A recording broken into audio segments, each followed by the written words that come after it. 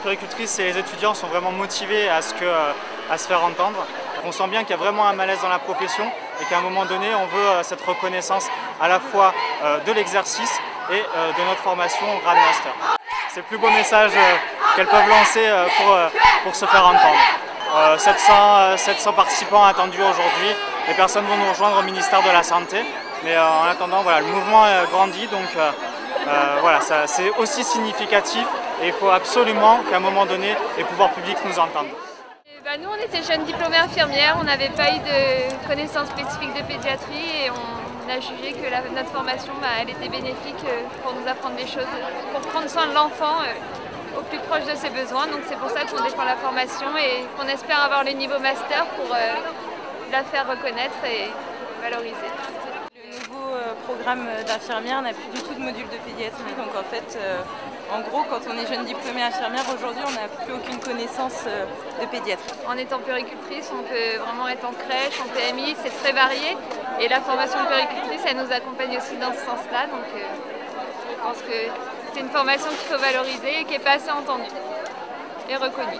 Si au moins on fait vivre nos valeurs, on a aujourd'hui les défendre. C'est déjà quelque chose. Je pense qu'il faut arrêter de nous assimiler à des infirmières gentilles qui changent des couches et qui donnent des biberons. Parce qu'on a des vraies compétences, on n'est pas seulement des professionnels de la petite enfance, on est des infirmières spécialisées. On devrait avoir des actes exclusifs comme les autres spécialités infirmières. Et je pense que voilà, on est là pour reconnaître ça aujourd'hui et il serait temps qu'on soit enfin entendu. Du référentiel compétences, nous ne pouvons plus former avec un programme qui date de 30 ans, même si nous nous adaptons et en plus nous avons des activités qui se sont en pratique avancée, qui se développent et pour lesquelles nous ne pouvons pas former nos étudiants sur un dispositif d'une année. C'est un sujet assez grave et on est à un tournant important pour la profession et je pense qu'il ne fallait pas rater aujourd'hui.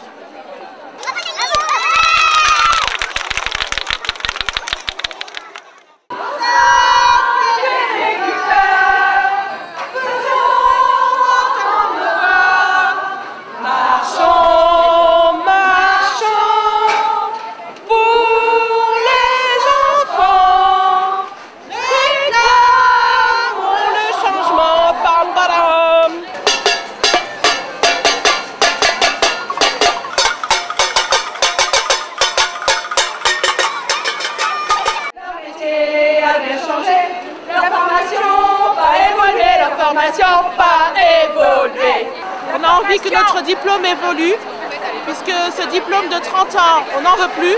On a envie que ce diplôme corresponde aux besoins des enfants d'aujourd'hui, des enfants modernes, voilà, avec une formation moderne. C'est un grand cri de reconnaissance. Nos pratiques, elles ont évolué inévitablement, mais ça n'a jamais été formalisé, ni dans le programme d'études, ni dans la reconnaissance. Jamais, jamais, jamais.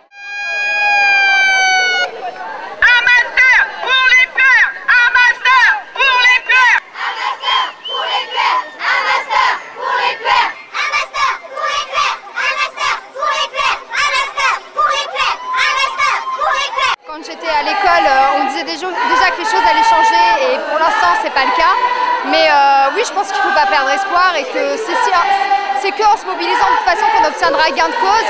Les autres infirmières, enfin les autres spécialisations ont obtenu des choses, donc pourquoi pas les puéricultrices. Un mot du président! Un mot du président! On vous entend pas! Plus fort! Ah oui, voilà, parce que déjà... On est arrivé au ministère des Affaires sociales et de la Santé. Donc les puéricultrices sont en train de faire connaissance avec la gendarmerie mobile.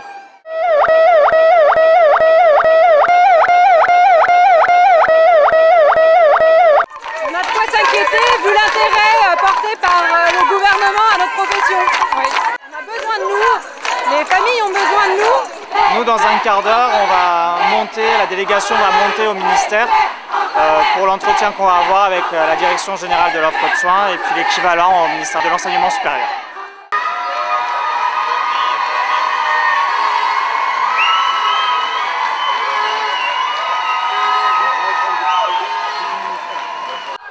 C'est maintenant qu'il faut bouger les fesses.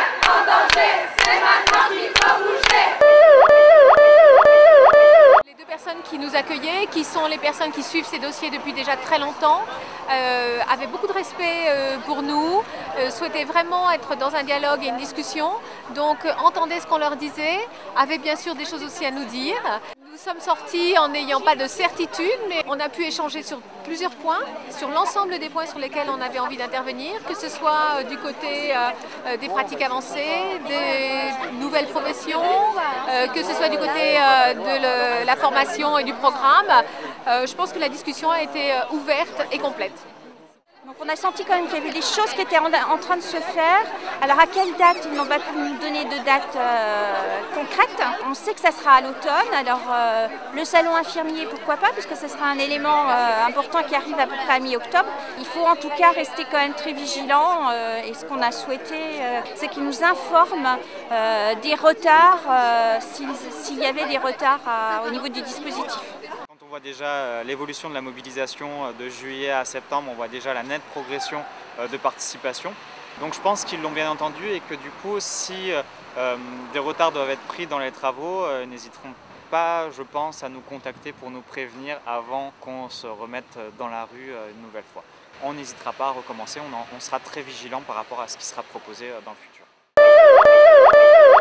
Il faut que les puéricultrices à l'heure actuelle, elles aillent chercher aussi l'information qu'on leur donne. Tout ne peut pas arriver dans les boîtes aux lettres, donc voilà, il faut aussi qu'il y ait cet esprit de fédération et de mobilisation autour de la profession.